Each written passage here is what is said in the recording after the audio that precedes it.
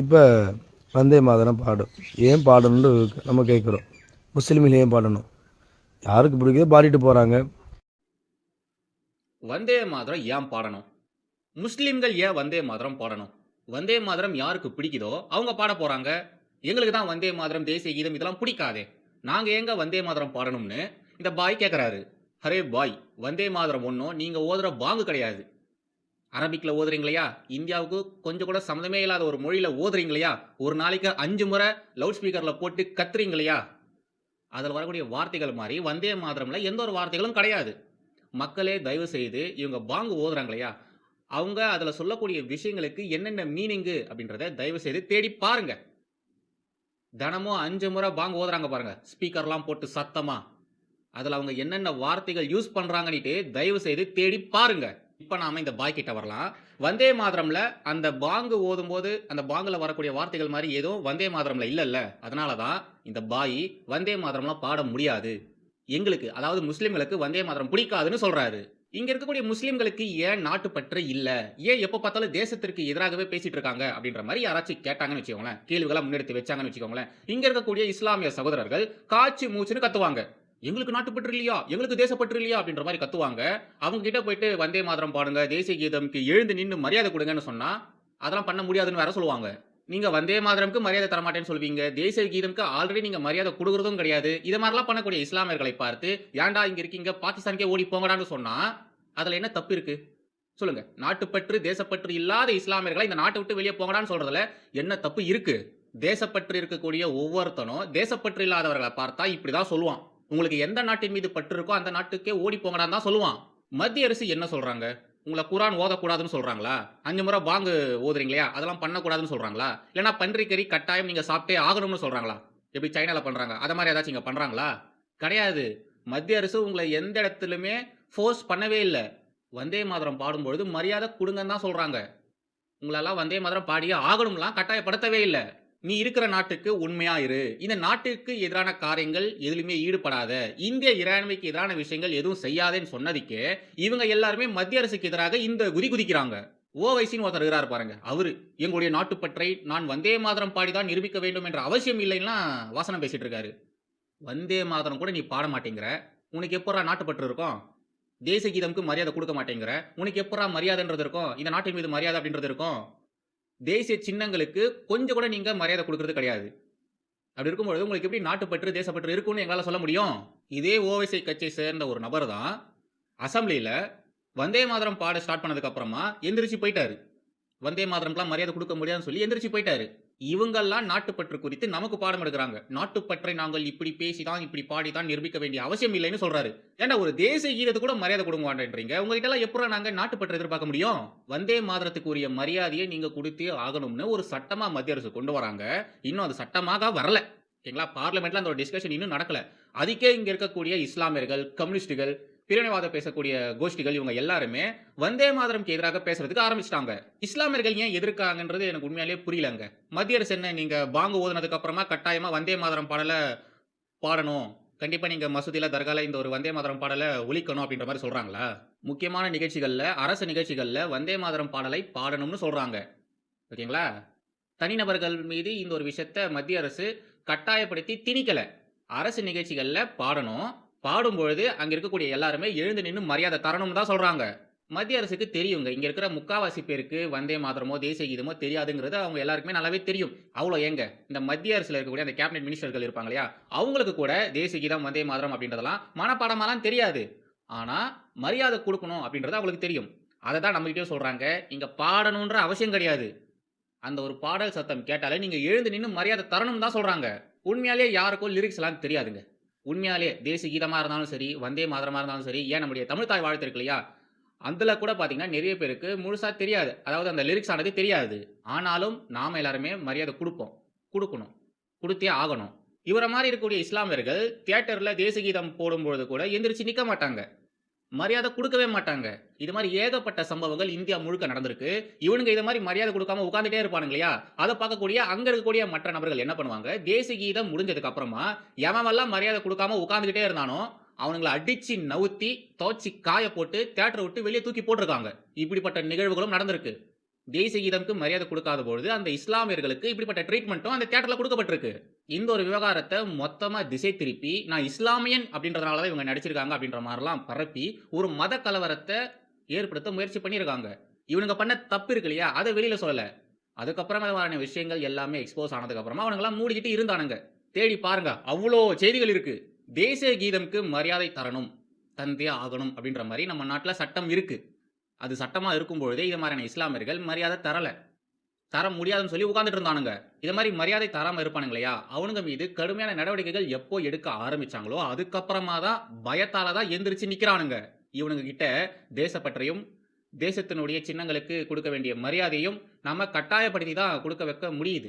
இவனுங்கிட்ட சொன்னா அன்பா சொன்னாலாம் கேட்க மாட்டேன்றானுங்க. நடவடிக்கை பாயும்னு சொன்னாதான் அந்த நடவடிக்கைக்கு பயந்து இவனுங்க கொடுக்க வேண்டிய மரியாதையை கொடுக்குறானுங்க. 1950ல தேசிய கீதம் மற்றும் தேசிய கொடி, தேசிய கீதம் மற்றும் தேசிய கொடிக்கு இங்க இருக்கக்கூடிய ஒவ்வொரு இந்தியர்களுமே கட்டாயமாக மரியாதை கொடுத்தே ஆகணும், அதுக்குரிய கௌரவத்தை கட்டாயம் எல்லாருமே கொடுத்தே ஆகணும் அப்படின்ற மாதிரி சட்டமாவே கொண்டு வந்தாங்க. அதே நேரத்துல ராஜேந்திர பிரசாத் இருக்காரு இல்லையா, அவரு தேசிய கீதம் தேசிய கொடிக்கு எந்த அளவு கௌரவம் கொடுக்கணுமோ அதே அளவுக்கு வந்தே மாதரம்க்கும் நாம எல்லாருமே மரியாதை கொடுக்கணும். ஏன்னா பல பேர் சுதந்திர போராட்டத்துல ரொம்ப ரொம்ப தீவிரமா ஈடுபடுவதற்கு காரணமாக தேசிய கீதமும் வந்தே மாதர பாடலும் தான் இருந்திருக்கு.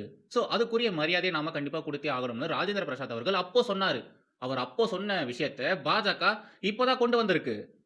வந்தே மாதரம் பாடலுக்கு மரியாதை கொடுக்கணும்னு சட்டம் வரலன்னாலும், அது கட்டாயம் அப்படின்ற மாதிரி நம்முடைய மத்திய அரசு சொல்லலனாலும், ஒவ்வொரு இந்தியனும் வந்தே மாதரம் பாடலை கேட்கும் பொழுது அதுக்கு மரியாதை கொடுக்கணும். ஆனா இவங்கள மாதிரி இருக்கக்கூடிய ஒரு சில இஸ்லாமியர்களால தான் இதை சட்டமாவே கொண்டு வராங்க.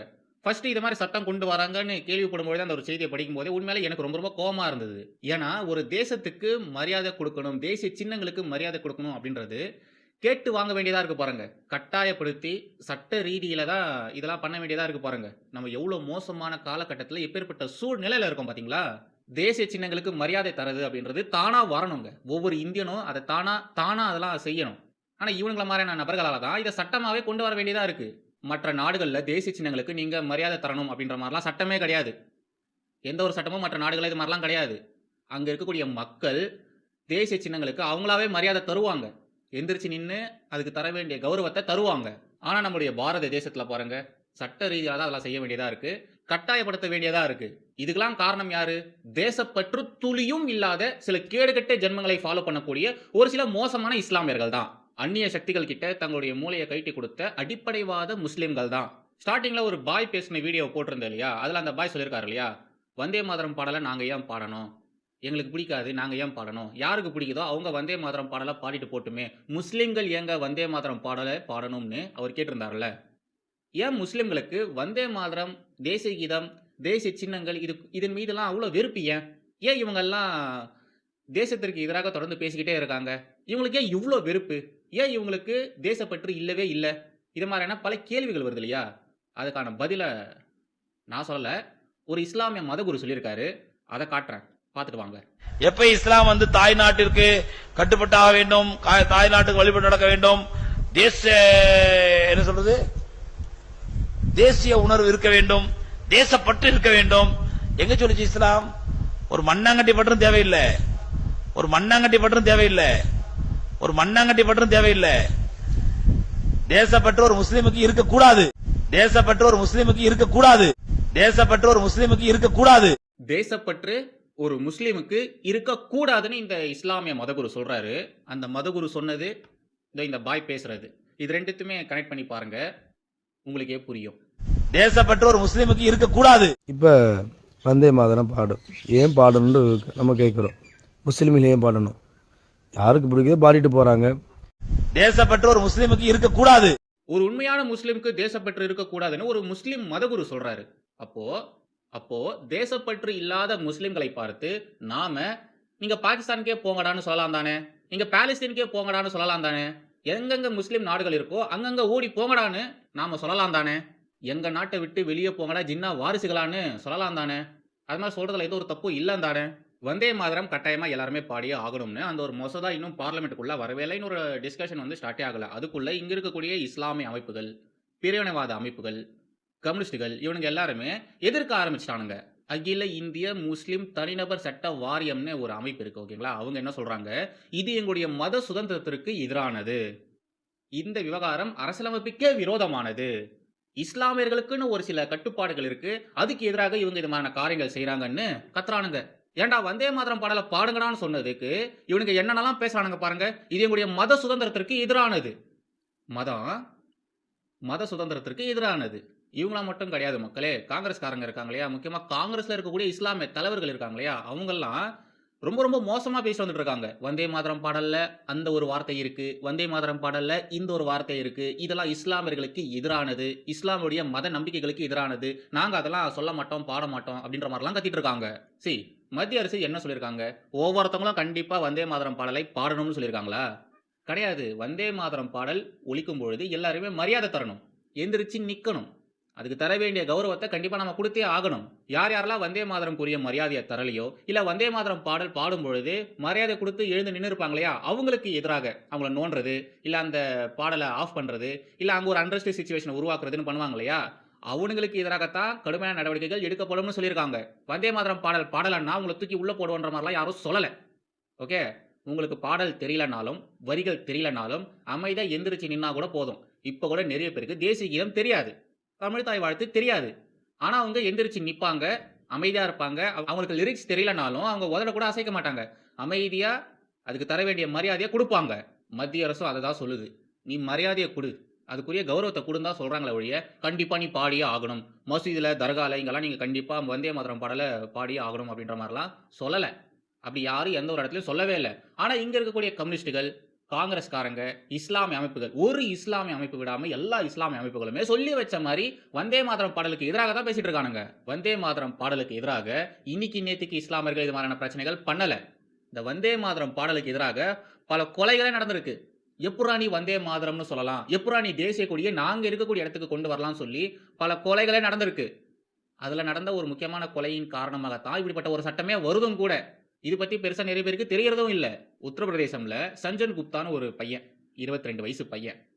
சுதந்திர தின அன்னைக்கோ இல்லைன்னா குடியரசு தின அன்னைக்கோன்னு நினைக்கிறேன். அப்போ அவரு தேசிய கொடியை கையில வச்சுக்கிட்டு அவர் ஃப்ரெண்ட்ஸ் எல்லாருமே பார்த்தீங்கன்னா வந்தே மாதரம், ஜெய்ஹிந்த் அப்படின்ற மாதிரிலாம் சொல்லி இந்த பைக்ல போவாங்க இல்லையா? நம்ம தமிழ்நாட்டில் தான் இந்த அரசியல்வாதிகள் பின்னாடி இளைஞர்கள் அப்படி சுற்றுவாங்க. பட் அங்க இருக்கக்கூடிய இளைஞர்கள் அப்படிலாம் கிடையாது. சுதந்திர தினம், குடியரசு தினம் அந்த காலகட்டங்களில் இளைஞர்கள் இப்படி போவாங்க. தேசிய கொடியை கையில வச்சுக்கிட்டு வந்தே மாதரம், ஜெய்ஹிந்த் சொல்லி அந்த பசங்க சும்மா வண்டியில போவாங்க. அந்த நேரத்தில் தான் ஒரு இஸ்லாமிய கூட்டம் வந்து பார்த்தீங்கன்னா அந்த பசங்களை அடிச்சு, சந்தன் குப்தான்ற அந்த ஒரு பையனை அடிச்சே கொன்னானுங்க. நாங்க இருக்கிற இடத்துல எப்புட்றா நீங்க இத மாதிரி தேசிய கொடியை எடுத்துட்டு வரலாம்? வந்தே மாதரம்லாம் எப்புட்றா நீங்க சொல்லலாம்னு சொல்லிட்டு அந்த பையனை அடிச்சே கொன்னாங்க. தேடி பாருங்க. தொடர்ந்து இந்திய இறையாண்மைக்கு எதிராக இது மாதிரியான ஒரு சில இஸ்லாமியர்கள் இப்படிப்பட்ட காரியங்கள் செஞ்சுக்கிட்டு தான் இருக்காங்க. தேசிய கீதம் பாட மாட்டோம், தேசத்திற்குரிய மரியாதை கொடுக்க மாட்டோம், தேசிய சின்னங்களுக்கு மரியாதை கொடுக்க மாட்டோம். என்னென்ன பண்ணியிருக்காங்க தெரியுங்களா? இவங்களாம் பிரெயின் வாஷ் பண்ணப்பட்டிருக்காங்களா? இல்லைனா இவங்க எப்பவுமே இப்படிதானா அப்படின்றது எனக்கு புரியவே இல்ல. இஸ்லாமிய மதகுருமார்களும் பார்த்தீங்கன்னா, ஒரு இஸ்லாமியருக்கு தேசப்பற்று இருக்கணுன்ற அவசியமே கிடையாது. எந்த இடத்துல இஸ்லாமியர்களுக்கு தேசப்பற்று இருக்கணும்னு சொல்லியிருக்காங்க? குரான்ல சொல்லியிருக்கா? ஹதீஸ்ல சொல்லியிருக்கா? இல்லைனா நபி அவர்கள் சொல்லியிருக்காரா? அப்படின்ற மாதிரியான கேள்விகளை அந்த இஸ்லாமிய மதகுரு சொல்றாரு. இஸ்லாமியர்களுக்கு தேசப்பற்று ஏன் இருக்கணும்? அப்படிலாம் ஒண்ணும் இல்லையே.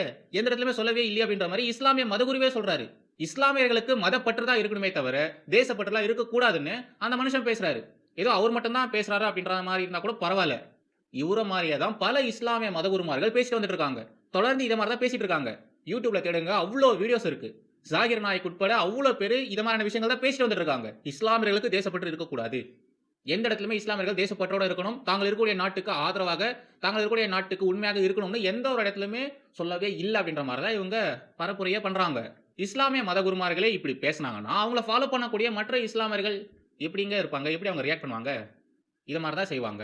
வந்தே மாதரம் பாடலை பாடினா தேசிய கொடியை கையில வச்சுக்கிட்டு ஜெய்ஹிந்த்னு சொன்னா அடிச்சு கொல்லதான் செய்வாங்க. உத்தரப்பிரதேசத்தில் நடந்தது அதை மாதிரி தான் இங்க செய்வாங்க. 1950 ராஜேந்திர பிரசாத் அவர்கள் தேசிய கீதம் மற்றும் தேசிய கொடிக்கு எப்படி நாம மரியாதை தரோமோ, கௌரவம் தரோமோ, அதே மாதிரி தான் வந்தே மாதரமுக்கும் நாம மரியாதை தரணும்னு சொன்னாரு. பட் அந்த காலகட்டத்திலிருந்து இஸ்லாமிய அமைப்புகள், மற்ற கட்சிகள் இருக்கக்கூடிய இஸ்லாமிய தலைவர்கள், காங்கிரஸ்காரங்க, கம்யூனிஸ்ட்காரங்க இவங்க எல்லாருமே தொடர்ந்து இந்த ஒரு விஷயத்துக்கு எதிராகவே இருந்தாங்க. வந்தே மாதரம் பாடலுக்கு மரியாதை கொடுக்க முடியாதுன்னு சொல்லிக்கிட்டு இவ்வளவு அரசியல் பண்ணிட்டே தான் இருந்தாங்க. அட்லாஸ்ட் இப்போதான் பாஜக அந்த ஒரு விஷயத்த மசோதாவே கொண்டு வர போறாங்க. இன்னும் கொண்டு வரல, கொண்டு வருவோம் தான் சொல்லியிருக்காங்க. இன்னும் டிஸ்கஷனும் ஆரம்பிக்கல. அதுக்குள்ள அப்போ பண்ணிட்டு இருந்தாங்க இல்லையா, அதே மாதிரி ஒரு கேடுகட்ட அரசியலை இங்க இருக்கக்கூடிய இந்த இஸ்லாமிய அமைப்புகள் பண்ணிட்டு வந்துட்டு இருக்கு. இவங்களுக்கு சப்போர்ட் பண்ற மாதிரி மற்ற இஸ்லாமியர்களும் தங்களுடைய சோஷியல் மீடியா பக்கத்துல வந்தே மாதரம்லாம் பாட முடியாது, நாங்க ஏன் பாடணும், முஸ்லிம்கள் ஏன் வந்தே மாதரம் பாடணும்னு கத்திட்டு வந்துட்டு இருக்கானுங்க. இது மாதிரி பேசுறானுங்க இல்லையா, இன்னொருத்தன் பேசுற பேச்சை கேட்டுட்டு உண்மையாலேயே இஸ்லாமியர்களுக்கு தேசப்பட்டு இருக்கக்கூடாது போலன்னு நினைச்சுக்கிட்டு தேசத்திற்கு எதிராக, தேச சின்னங்களுக்கு எதிராக இது மாதிரிலாம் பேசுறானுங்க இல்லையா, இது மாதிரி பேசக்கூடிய ஒவ்வொரு நபரையுமே தூக்கி உள்ள போடணும். ஊப்பா சட்டத்தின் கீழே உள்ள போட்டாதான் இவனுங்களாம் அடங்குவானுங்க. இவனுங்களாம் அடங்குறத பார்த்து மற்றவங்களும் அமைதியாவானுங்க. இல்லைன்னு வச்சுக்கோங்க, இதை விட மோசமா வருங்காலங்கள்ல நடக்கும். இந்த இஸ்லாமியர்கள் சொல்றாங்க இல்லையா, எங்களுக்கு மதம் தான் ஃபர்ஸ்ட், தேசம்லாம் எங்களுக்கு முக்கியமே கிடையாது, எங்க மதத்துல என்ன சொல்லியிருக்காங்களோ அதே மாதிரி தான், அதன்படி தான் நாங்க நடப்போம்னு சொல்றாங்க இல்லையா, அதே மாதிரி இந்தியாவில் இருக்கக்கூடிய ஒவ்வொரு மதத்தினருமே அவங்களுடைய மதத்தை தூக்கி பிடிக்க ஆரம்பிச்சா இந்த நாடு என்ன ஆகும் சொல்லுங்க? இஸ்லாமியர்கள் மாதிரியே இந்துக்களும் கிறிஸ்தவர்களும் பண்ண ஆரம்பிச்சாங்கன்னா என்ன ஆகும்? ஜிகாத்திலிருந்து அவங்க சொல்ற இந்த தேசிய கீதம் வந்தே மாதரத்துக்கு தான் மரியாதை தரமாட்டேன்னு சொல்றாங்க இல்லையா, அதிலிருந்து தேசப்பற்று இருக்கக்கூடாதுன்னு சொல்றாங்க இல்லையா, அதிலிருந்து கிறிஸ்தவர்களும் ஹிந்துக்களும் பண்ணாங்கன்னா, முஸ்லிம்கள் மாதிரியே பண்ணாங்கன்னா இந்த நாடு என்ன ஆகும்? என்ன ஆகும்? முஸ்லிம்கள் அவங்களுடைய மதப்பற்றை காட்டுவதற்காக பல பயங்கரவாத செயல்களில் ஈடுபடுறாங்க இல்லையா, அதே மாதிரி இங்க இருக்கக்கூடிய ஹிந்துக்கள், மெஜாரிட்டி ஹிந்துக்கள் தானே, ஹிந்துக்களும் அதே மாதிரி ஹிந்து மதத்திற்காக மதப்பற்றோட, முஸ்லிம்கள் சொல்லக்கூடிய அந்த மதப்பற்றோட ஹிந்துக்களும் இந்த நாட்டில் இருந்திருந்தாங்கன்னா இந்நேரத்துக்கு இந்த நாடு என்ன இருக்கும்? இந்து ராஷ்டிரமா மாறி இருக்கும். முஸ்லிம்கள் கிறிஸ்தவர்கள் இந்த நாட்டில் இருந்திருக்க மாட்டாங்க. பாகிஸ்தானில் எப்படி இஸ்லாமியர்கள் பெரும்பான்மையாக இருக்கும் பொழுது அங்கே சிறுபான்மை மக்களுக்கு என்னென்னலாம் பண்ணாங்களோ அதை மாதிரி ஹிந்துக்கள் இங்கே பண்ணியிருந்தாங்கன்னா என்ன ஆயிருக்கும்? பங்களாதேஷில் என்ன ஆச்சு? இஸ்லாமிய நாடுகள் நீங்கள் ஒன்றுன்னா எடுத்து பாருங்க. இஸ்லாமிய நாடுகளில் இருக்கக்கூடிய சிறுபான்மையான மக்கள் என்ன மாதிரியான கஷ்டங்கள் அனுபவிக்கிறாங்கன்றதை பாருங்க. தயவு செய்து பாருங்க. ஒரு இஸ்லாமிய நாடாச்சும் செக்குலர் நாடா இருக்கா? ஒரே ஒரு இஸ்லாமிய நாடு மட்டும் காட்டுங்களேன். செக்குலர் நாடா ஒரே ஒரு இஸ்லாமிய நாடு இருக்கா? எந்த நாட்டில் ஷரியா சட்டம் இருக்கோ அந்த நாட்டில் பெண்களுடைய நிலைமை என்னவா இருக்கு சொல்லுங்க? என்னவா இருக்கு? அங்கே இருக்கக்கூடிய சிறுபான்மையான மக்களுடைய நிலைமை என்னவா இருக்கு? அதை மாதிரிலாம் இந்தியாவில் இருக்கா? இந்தியாவுடைய நிலைமை அப்படி இருக்கா? உலகத்திலே இஸ்லாமியர்கள் சந்தோஷமா, மகிழ்ச்சியா, நிம்மதியா தூங்குறது இந்தியாவில் மட்டும்தான். வேற எந்த நாடுகளிலும் கிடையாது. இஸ்லாமிய நாடுகளிலேயே இஸ்லாமியர்கள் சந்தோஷமா நிம்மதியா இருக்கிறது கிடையாது. ஆனா நம்ம நாட்டில் இருக்கக்கூடிய ஒரு சில இஸ்லாமிய அமைப்புகள் வேணுமே தேவையில்லாத அண்டர்ஸ்ட் சிச்சுவேஷனை உருவாக்குறாங்க. இங்க இருக்கக்கூடிய அப்பாவி இஸ்லாமியர்களை தூண்டி விடுறாங்க. நாட்டுக்கு எதிராகத்தான் நீங்க பேசணும், இந்த நாட்டுக்கு நீங்க பற்றோடு இருக்கக்கூடாதுன்ற மாதிரி தான் பேசிட்டு வந்துட்டு இருக்காங்க. பகல்காம் அட்டாக்ல இருந்து அடுத்தடுத்து நடக்கக்கூடிய விவகாரங்கள் இருந்து எல்லாத்தையுமே எடுத்து பாருங்களேன். ரொம்ப மோசமா கொச்சையான பல விஷயங்கள் இவங்க செஞ்சுட்டு வந்துட்டு இருக்காங்க. தொடர்ந்து அவனுக்கு தீவிரவாதி, அவனை பயங்கரவாதின்னு தெரிஞ்சிருந்தாலும் அவனுங்களுக்கு சப்போர்ட் பண்ணிட்டு வந்துட்டு இருக்கானுங்க. மத்திய அரசு வந்தே மாதரம் பாடலுக்காக ஒரு மசோதா கொண்டு வராங்க. உண்மையிலேயே எனக்கு அதன் மீது கோபம் தான். ஏன்னா இதெல்லாம் சட்டமா வரணுன்ற அவசியமே கிடையாது. ஒவ்வொரு இந்தியனுக்கும் அந்த ஒரு உணர்வு ಅನ್ನೋದು இருக்கணும். சட்டத்தால கட்டாயப்படுத்தலாம் அந்த ஒரு உணர்வு வரக்கூடாது. பட் அன்ஃபார்ச்சுனேட்லி இங்க இருக்கக்கூடிய இஸ்லாமியர்களுக்கு இது மாதிரி சட்டமா வந்தா மட்டும்தான், கட்டாயப்படுத்தினா மட்டும்தான் கேட்பாங்க. அதனால தான் வேற வழி இல்லாமல் இப்படிப்பட்ட ஒரு விஷயத்தை இவங்க செய்யறாங்க. பார்ப்போம் இது மாதிரியான விஷயங்கள் எப்போ மாறப்போகுது, இங்க இருக்கக்கூடிய இஸ்லாமியர்கள் எப்போ தேசப்பற்றோட நாட்டுப்பற்றோட இருக்க போறாங்க. பல இஸ்லாமியர்கள் தேசப்பற்றோட இருக்காங்க, நாட்டுப்பற்றோட இருக்காங்க. ஆனா ஒரு சில இஸ்லாமிய அமைப்புகள் பார்த்தீங்கன்னா இங்க வேணும்னே சில மோசமான விஷயங்கள் பண்றாங்க. அவங்களெல்லாம் ஓரம் கட்டினா மட்டும்தான், அவங்களாம் இந்த நாட்டிலிருந்து துரத்தி அடிச்சா மட்டும்தான் இங்க இருக்கக்கூடிய இஸ்லாமியர்கள் தேசப்பற்றோட எந்த விதமான பிரச்சனைகளுக்கும் போகாம அமைதியான ஒரு வாழ்க்கையை வாழ்றாங்க இல்லையா, அந்த இஸ்லாமியர்கள் இங்க நிம்மதியா இருப்பாங்க. இல்லைன்னு வச்சுவாங்க, இவங்க நிம்மதியும் சேர்த்து அந்த இஸ்லாமியர்கள் கெடுத்துருவானுங்க.